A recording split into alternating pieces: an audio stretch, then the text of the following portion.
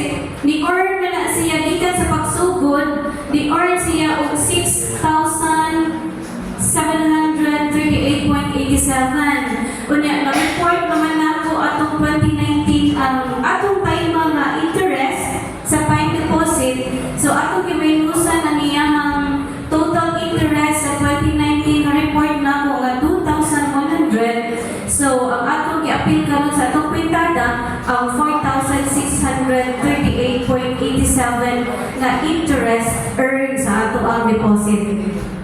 Okay. So, aside from low tower rentals, aside from time deposit nga atong na-earn, lain na to nga source of funds, mao ang membership of annual fees. So, ang atong membership, medyo ni nakakolekta-kolekta yun ta hasta ang atong annual fees kay atong paniguro na lang na kolektahon na lang tong ilang mga backlog kanang wala pa magpa-member. Bisag wa pa magpa-member na makahatag gyapon ta og assistance. O bisag wa pa sila kabayad sa previous na mga yearly fees. So, ang membership nato nga 16,800 sa mga sa mga nag-claim ato ginag-deduct. So, kaning mo ang claims nato sa 2019. Naatay ni claim of board top toucher na apo ni deducing. So, makabantay mo nga first pila ni sila. First 10 man siguro ni nga claimants, wala na to sila ma-didaki, no? Kay naka-realize me after na anak. So, naka-anak kong padre 3. What if 3 kay murag ang atong ang membership ug ang atong annual fees murag ka nang nag-umot. So, mo to be decided na kung na-ay claim, amo gyud siya i-deduct. So, mo nang naka-earn ko ta sa ato ang mga membership of annual fees sa mga claimants. So, mo ni siya ang total sa 2019 na claims, 88,862 pesos. So, makita ninyo ang mga pangalan no, sa mga nag-claim. Yan natin yung mga charges, kato pa ng i-through palawan na mo, kaya may mga GCash ang uban, no? Okay, sa 2020, wala siya, 15 ka-claimants. Mostly, ano yun na, tagsa na yun kayo top-notcher, no? So, usa pa yun so far. So, hospitalization of burial sa 2020, total of 71,275. 71,275. Sa 2021, 13 set ka members na to ang i-claim. Hospitalization gihapon ng burial, mas daghan ang burial sa 2021 compared sa hospitalization sa 2021. So, total expenses na to sa 2021 is 65,402. Sa 2022, 15 ka-claimants. Magyapon, hospitalization of burial. So, medyo daghan sa ng hospitalization claims as abot ang burial. So, the total of 2022 expenses of 78,300. Dahil sa 2023, so, winner yung tuiga, 22 ka-claimants. Daghan sa kaayo intaman ang nawayangkot yun nun, na-claim sa burial. Huwag na ako in time mga nang-hospitalized po ubay-ubaysan. So, the total siya o 113,600 sa 2023.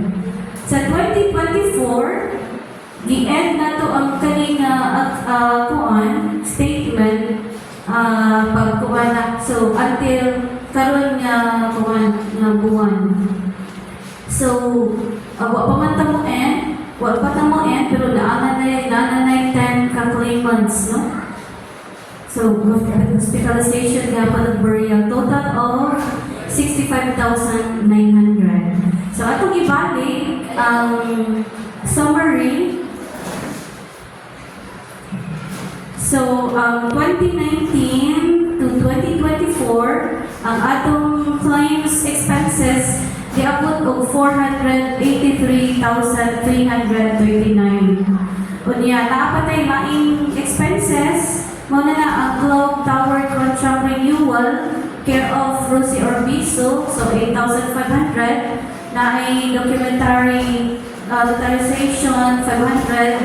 O ang seed money na gihatag nato sa kining host karon ang tulo ka sa tulo ka clan.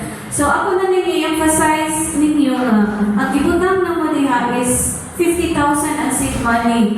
Kaya nahimo na siyang 65,000 pero sa imong record kaya katong sa atong time as Roland ihatag siya o kanang $100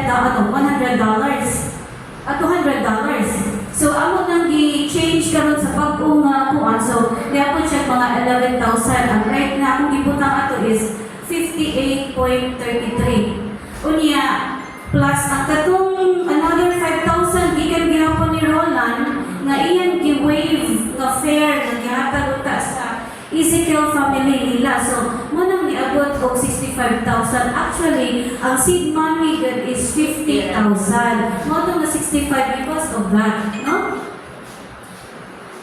Kaya mo man sa itong gihatag sa previous host ko ng Ezekiel. Ano ang Ezekiel ng family. So, ang total expenses from 2019 to 2024 is 542,339.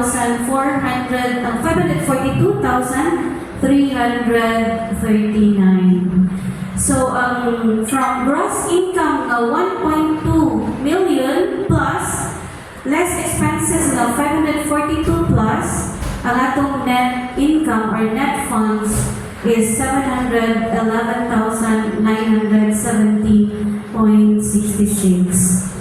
So muna ang ato ang remaining kwarta, no? Pero ang maningil pa ta sa kuha niya, ang differential or ang interest from 2019 to 2024, ihatag ko na nila nato upan na sa katong ilang monthly, inig human na sa ato ang renewal.